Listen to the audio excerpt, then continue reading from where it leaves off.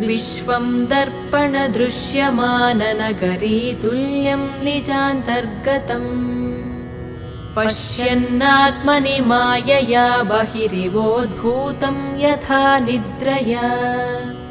यः साक्षात् कुरुते प्रबोधसमये स्वात्मानमेवाद्वयम्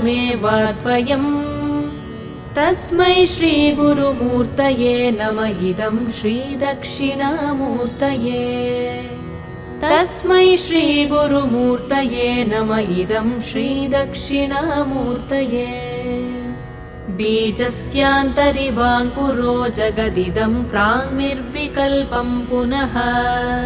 मायाकल्पितदेशकालकलना वैचित्र्यचित्रीकृतम् मायावीव विजृम्भयत्यपि महायोगी वयस्वेच्छया तस्मै श्रीगुरु